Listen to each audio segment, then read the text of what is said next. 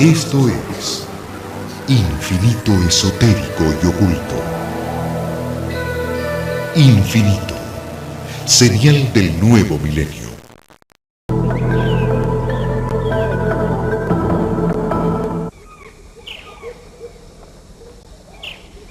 Los mayas antiguos relatan que la creación del hombre es el producto del mayor acto mágico de los dioses. El hombre fue creado mediante un encantamiento. El dios creador es Itzamna, que se representa con forma de lagarto. Itzamna es un dios ocioso, es decir, que después de crear al mundo, se quedó en el cielo sin hacer ya nada directamente implicado con la vida de los hombres. Itzamna es considerado el padre y fue quien le dio el nombre a todas las cosas. Itzamna fue ayudado por algunas aves en la difícil tarea de la creación del hombre. El hombre fue puesto en el mundo para invocar, honrar y mantener a los dioses creadores. Itzamna, según algunos, quiere decir: soy el rocío del cielo, soy el rocío de las nubes, pero también significa señor dragón de ojo solar. Los mayas observaron a los monos que habitan los árboles más altos de la selva. Para los mayas, los monos son parientes muy cercanos de los hombres, y estos animales están ligados a los relatos de la creación. En el Popol Vuh, el libro sagrado de los mayas quichés, se cuenta de una primera creación, donde los primeros hombres que fueron hechos de madera se olvidaron de honrar a los dioses creadores y fueron castigados con un enorme cataclismo que les desfiguró la cara. Los descendientes de estos hombres desfigurados son los monos. Los monos eran las inquietas deidades de la creatividad. Eran invocados por músicos, talladores y pintores. El origen de estas divinidades se relata también en el Popol Vuh, cuando los gemelos Humbats y Hunchuen, cuya única ocupación era tocar la flauta y cantar, fueron convertidos en monos por sus hermanos menores, Hunapú e Xbalanque. A Humbats y Hunchuen les creció una larga cola y partieron balanceándose entre los árboles, pero regresaban cuando eran invocados por el sonido de flautas y tambores.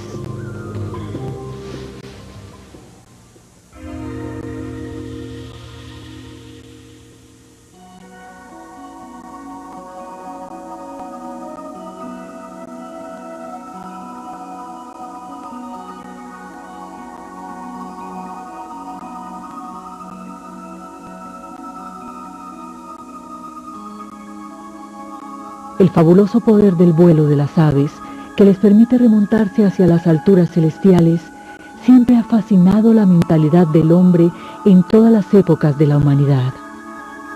Para los mayas, las aves que poseían ese fascinante poder eran los mensajeros de los dioses celestiales, ya que pueden estar en contacto con ellos en las alturas y descender a la tierra a traer sus mensajes, recibir las ofrendas humanas o simplemente para anunciar la salida del sol.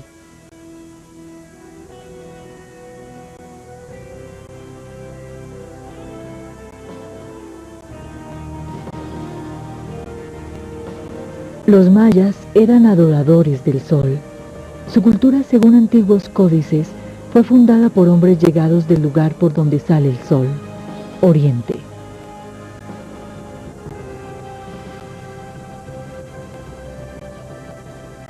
Para los mayas el sol es el ojo del dios creador y el principal símbolo de la vida en el universo maya.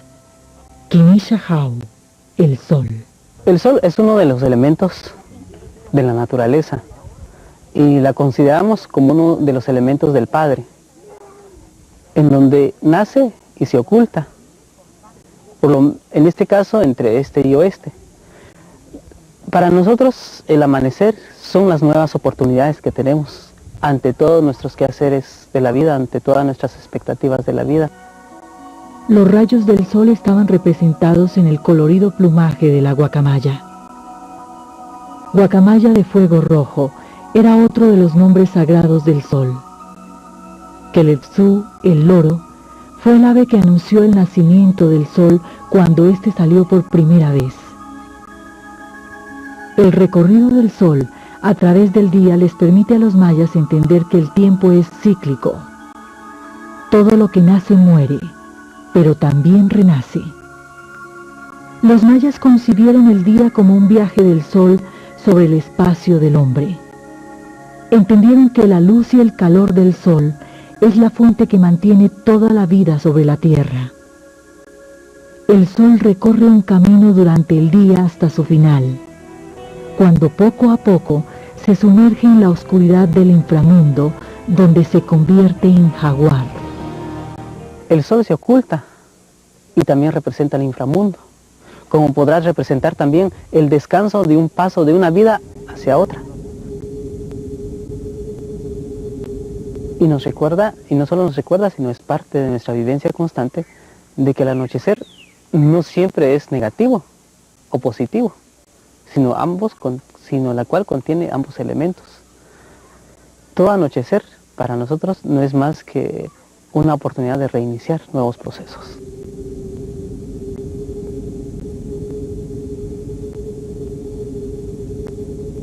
Esta vida no es más que una fase más para trascender. Y entonces llega también la noche, llega también la muerte. Cada vez que el sol se oculta no es más que el recordatorio también de la muerte.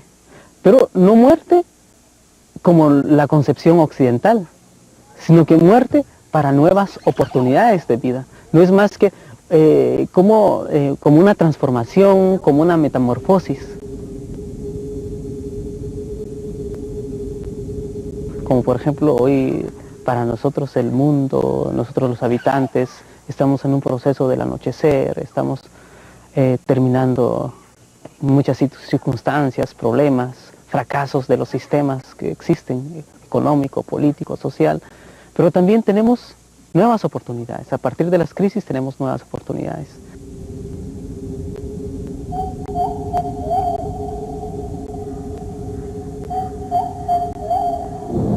En forma de jaguar, el sol inicia su recorrido por Xibalbá, o el inframundo, donde entabla una feroz batalla con los señores subterráneos de la muerte y la oscuridad. El resultado de esta batalla es crucial para la supervivencia del hombre y la tierra.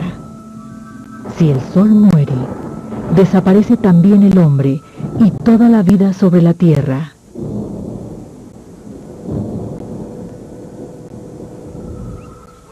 El sol jaguar, después de derrotar a los señores del inframundo, renace triunfal al día siguiente, y es por eso que las aves cantan con alegría, anunciando su regreso.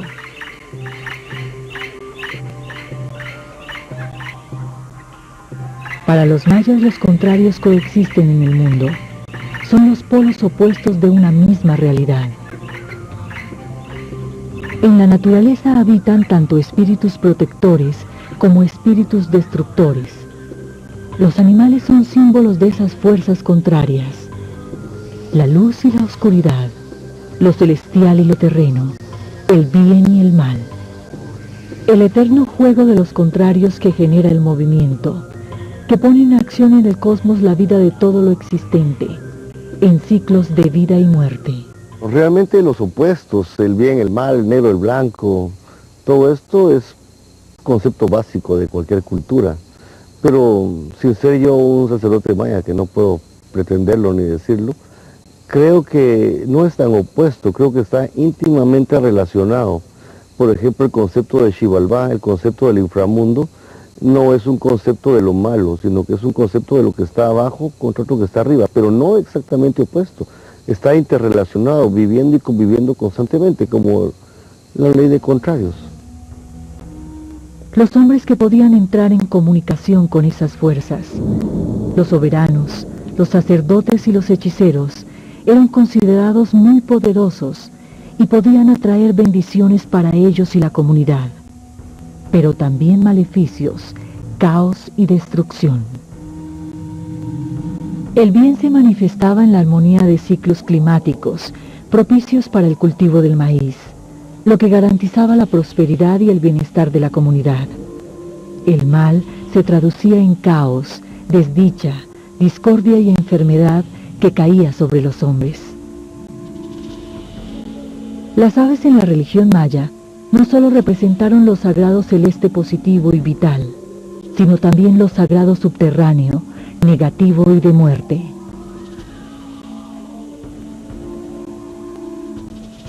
Hay otras aves que simbolizan energías de muerte procedentes del inframundo, que ellas pueden transportar al cielo, precisamente por ser aves y poseer el poder de volar.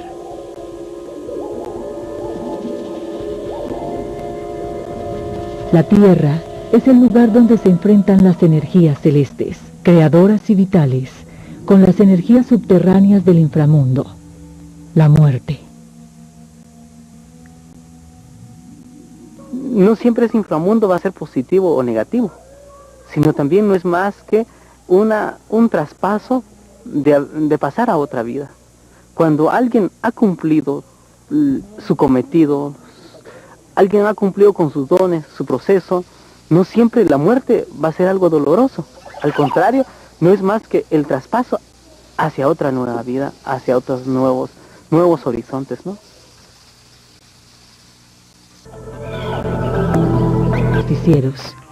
Los gemelos Hunahpu e Ixbalanque, cuando superaron una prueba de los señores de Xibalbá, ayudados por pequeñas hormigas cortadoras de hojas o zompopos. Los gemelos yacían cautivos en un lugar de tormento de Xibalbá, la casa de las navajas. Los señores del inframundo les exigieron flores para liberarlos. Los gemelos invocaron mentalmente a los zompopos, quienes acudieron en su ayuda desde la profunda selva, trabajando diligentemente toda la noche, cortando las flores de los jardines de Xibalbá. Al día siguiente, Hunahpu e Ixbalanque les presentaron gran cantidad de flores a los señores de Xibalbá, superando la prueba impuesta por estos. Cuando los zompopos a veces trabajan en el día, es porque en la noche va a haber lluvia o va a haber frío.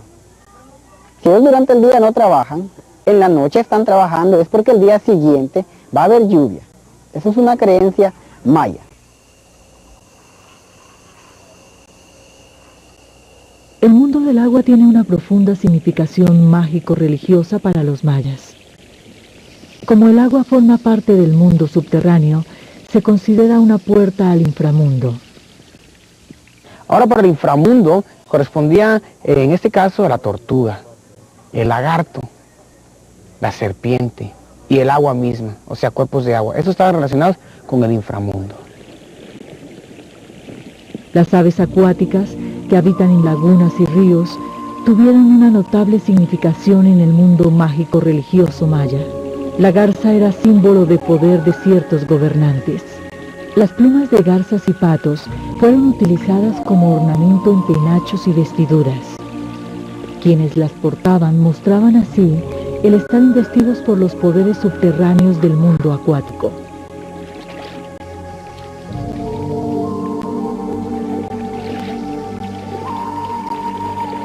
En ciertas ocasiones especiales, los mayas realizaban rituales donde sacrificaban aves acuáticas. La metamorfosis de hombres en animales era posible en el mundo mágico de los mayas. Para los mayas, las mariposas eran las almas de los guerreros más gloriosos, muertos en batalla o sacrificio, que se convertían en este insecto después de acompañar durante 4 años al sol, en su camino a lo largo del día.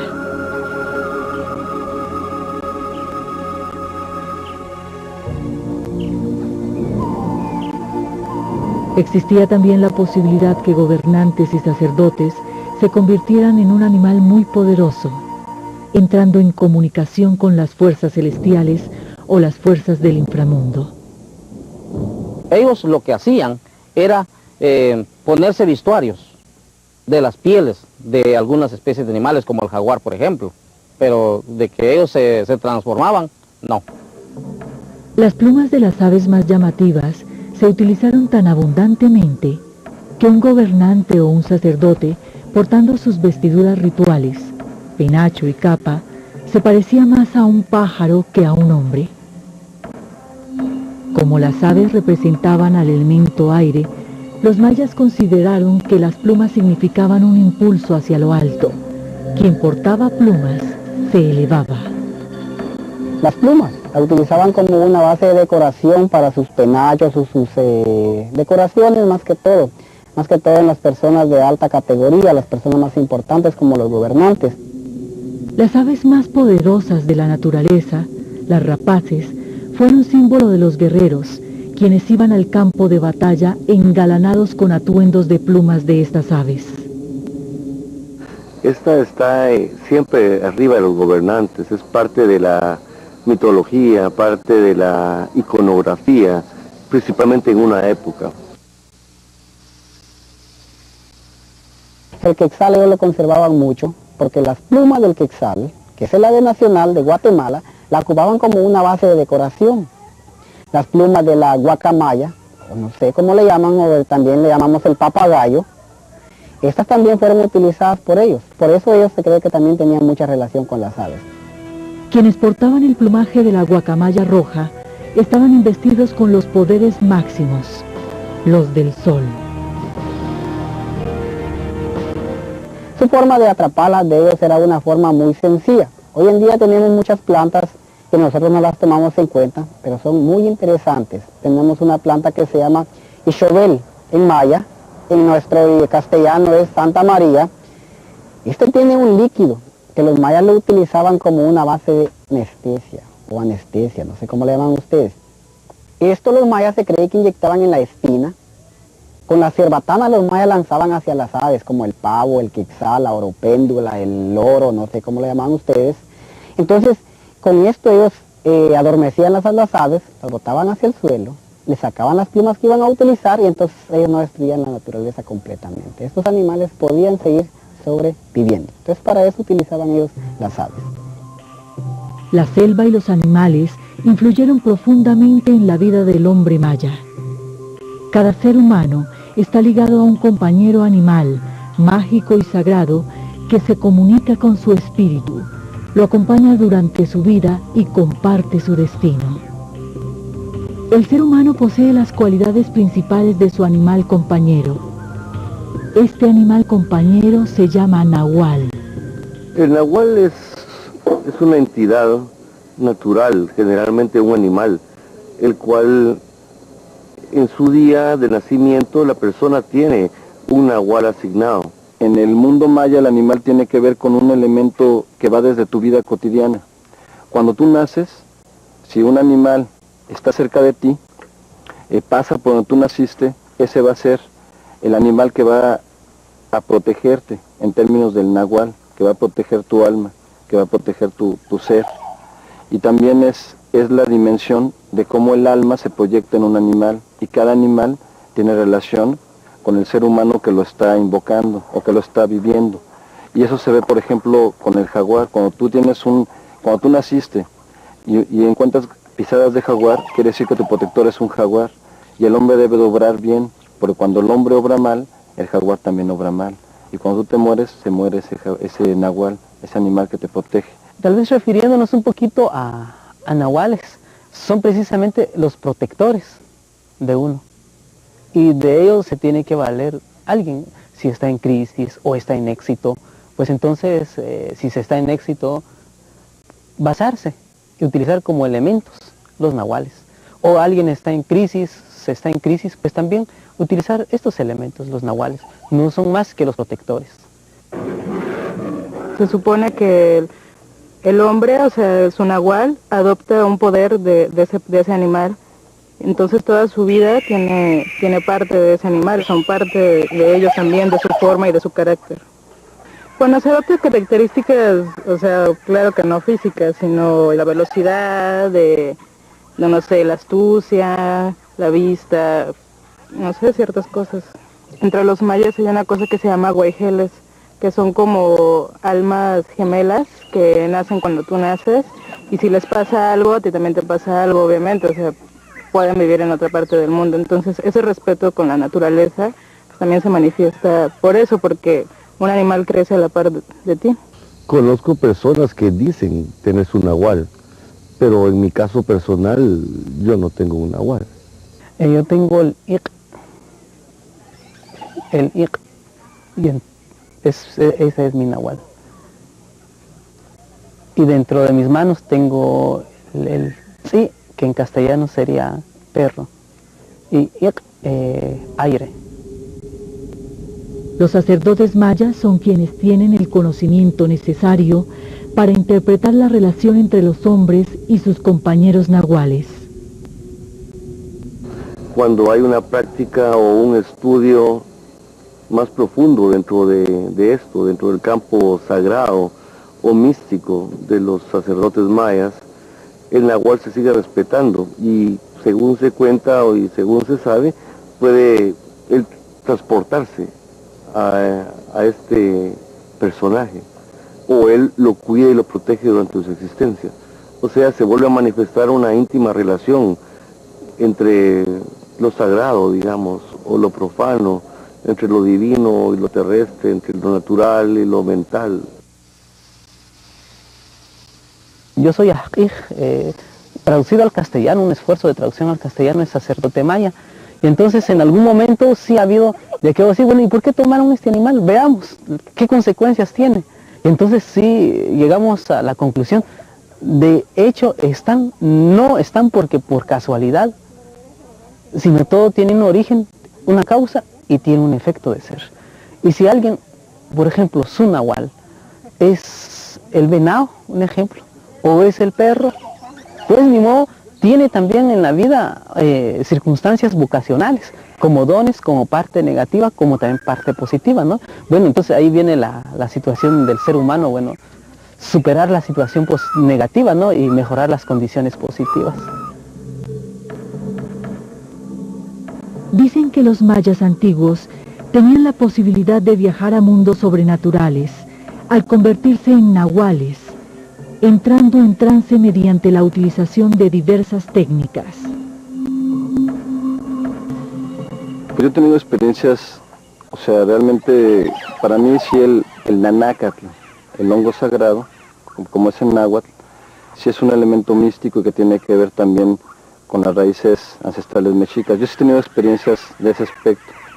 En alguna ocasión en Palenque había ingerido precisamente psilocibe mexicana y estaba precisamente buscando en la selva mi propia esencia, como a través de ese deleite de estar en toda la selva, yo sabía que mi nahual es el jaguar.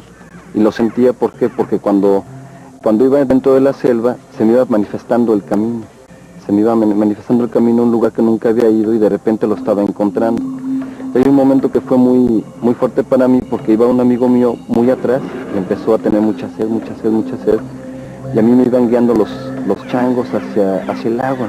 Iba oyendo el sonido del agua y veía los changos como iban hacia allá. Y al llegar al agua me quedé junto a una roca, junto al río. Y en ese momento tuve como un regreso hacia mi pasado. Me vi en mí mismo dentro de un río paralelo que estaba seco y que por ahí iba pasando y que ese era el camino hacia las ruinas de Palenque. Tomé el camino y una vez después estaba entrando a Palenque deliciosamente y extasiado. El ritual es la práctica mágica y religiosa que permite devolver energía al mundo de las divinidades. Es el elemento que comunica el mundo del hombre con el espacio sagrado y permite mantener el orden y la armonía entre los mundos. Los mayas pensaban también que sus deidades les podían dar bendiciones para que todo fuera bien, y con este fin realizaban complicados rituales y ceremonias para devolver energía a los ámbitos sagrados. Muchos edificios muestran altares dedicados a la gran cantidad de deidades. Siempre enfrente de la pirámide que está al este aparece una fila de estelas y altares completamente lisos, los cuales posiblemente fueron pintados cuando se celebraba ciertos ritos religiosos. Ahora, sobre los altares, lo que se sabe es que fueron utilizados específicamente para colocar ofrendas, no para sacrificios humanos, aunque en algunos casos sí sirvió para hacer sacrificios, pero de animales solamente. Según algunas vasijas cerámicas que se han encontrado, por ejemplo aves, como los que vemos, esos son pavos, el pavo celado de Petén, hay vestigios en cerámica donde los animales les cortan el cuello y luego tienen un recipiente de cerámica sobre el altar y ahí están recolectando la sangre. El derramamiento de sangre es el elemento principal del ritual. El sacrificio es el rito mediante el cual el hombre mantiene el orden del universo. De la muerte surge la vida. El hombre muere para que a la vez vuelva a nacer la vida. Los rituales, en este caso, que envuelven a personas, a entidades humanas, pueden conllevar desde decapitación, desmembramiento, reutilización de los mismos, reofrendamientos y hasta antropofagia ritual, como parte de tomar el poder o la ciencia o la sabiduría de un ancestro, de un guerrero, de un enemigo. Esto es evidente y clarísimo. Es como incorporar al otro dentro de uno. O sea, permanecer siempre dentro de la continuidad, dentro de la integración, dentro de una unidad que sobrepasa conceptos que nuestra mente y nuestra práctica social no entiende, porque estamos en una cultura occidental. Uno de los dioses animales más importantes y poderosos de los mayas es el jaguar. En las ciudades mayas se construyeron templos colosales para venerarlo. No era frecuente que los mayas vieran al jaguar, pero su aterrador rugido en la profunda oscuridad de la noche les traía indicios del inframundo, el mundo subterráneo y poblado de sombras. Como los otros animales le temían y le respetaban, era considerado el más poderoso.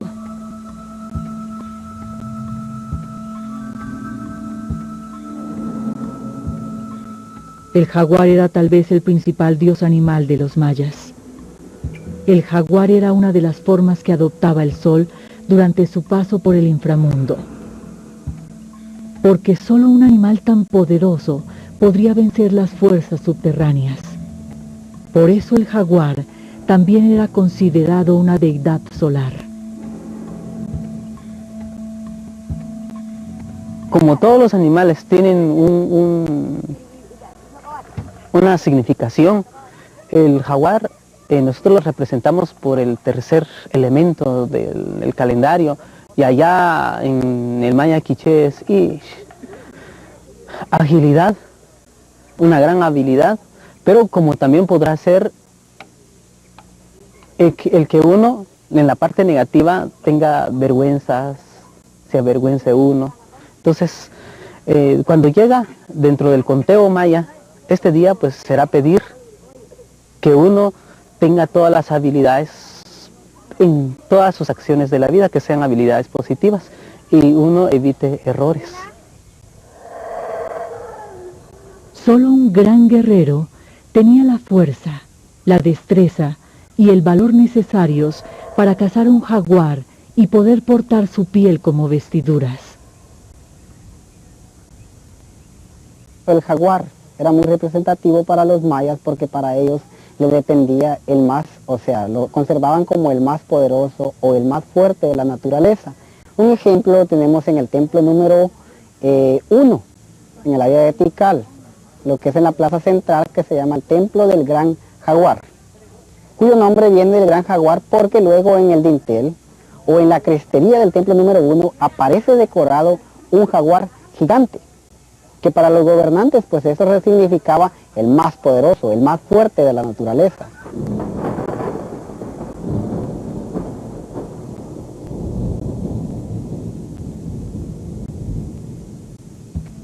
El jaguar era conocido como Balaam o Chakbolay. La hermosa piel moteada del jaguar tenía también una significación cósmica. Su pelaje era visto por los mayas como el firmamento pleno de estrellas.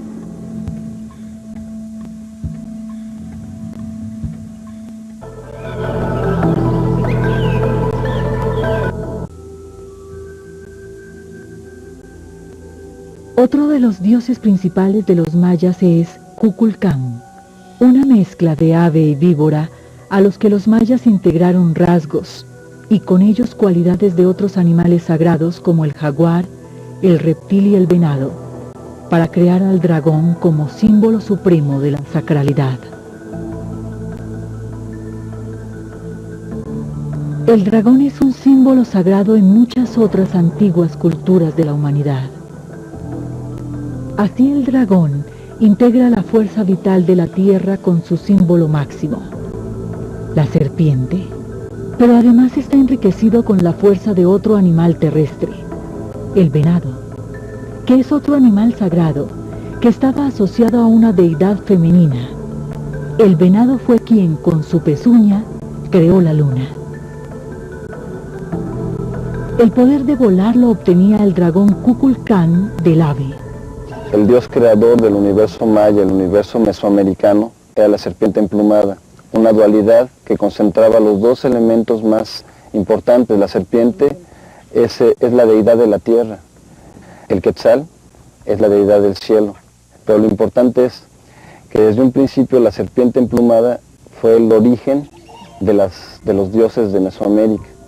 La imagen de la serpiente puede considerarse un símbolo universal de los poderes sobrenaturales. Para los chinos la serpiente simboliza el yin y el yang. Para el cristianismo, la serpiente representa a Satán, con toda su carga pecaminosa de engaño, lujuria, tentación y maldad. No es difícil imaginar la reacción de los conquistadores y religiosos españoles cuando encontraron en América a pueblos adoradores de serpientes. Pero en ningún texto sagrado de los mayas se menciona que hubieran sido expulsados del paraíso por culpa de una serpiente. Por eso para los mayas, la tierra aún sigue siendo un espacio sagrado. Cuando los españoles llegaron a Centroamérica, destruyeron gran parte de la cultura maya. Los mayas perdieron su multitud de dioses animales y cósmicos. Combinaron su propia religión con la de los conquistadores, y el resultado fue una mezcla muy curiosa. Los mayas de hoy creen en un solo Dios, pero aún piensan que el mundo es sagrado, y que al igual que el hombre, posee su propio espíritu, un espíritu de vida que lo invade todo.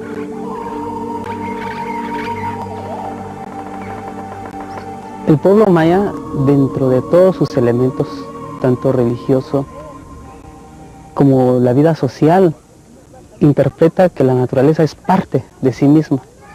El hombre es parte de esa naturaleza. El hombre no es aquel que dirige la naturaleza, sino no es más que un elemento más dentro de la naturaleza. Por lo tanto, es parte de la hermandad de esa naturaleza. Y por ser nuestro hermano, la tendremos que respetar con todos sus elementos existentes. Este es el lugar conocido como Mundo Perdido. Un lugar donde la energía del antiquísimo pensamiento maya y su armonía para vivir en un mundo natural resurge con inusitada fuerza en nuestra era moderna.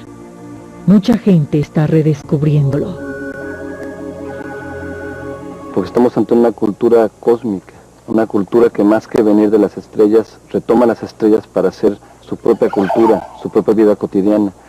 Y además yo creo que no debemos de aprender esa experiencia para no sentirnos tan lejanos a la vida natural, a la vida silvestre. Ahora en las grandes ciudades es muy difícil que lo puedas hacer, pero hay que sensibilizarse para poder abrir, dirían los mexicas, abrir el corazón.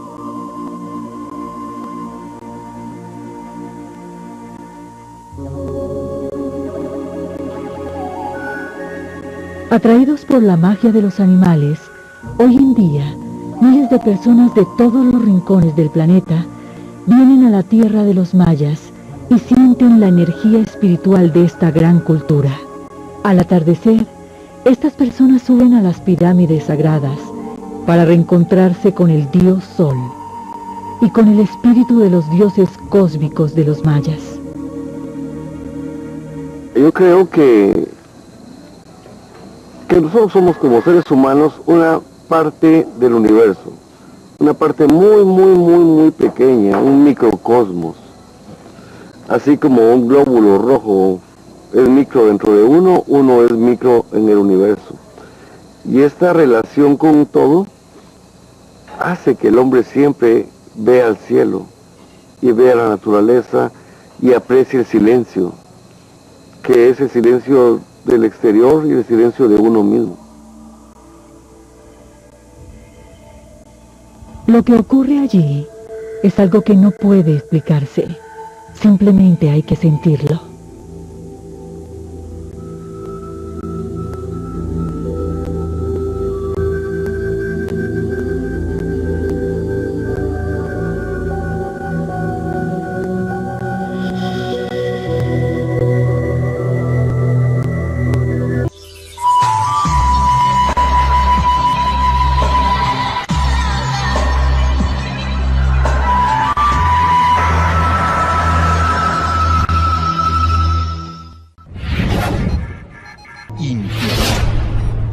Abre tu mente.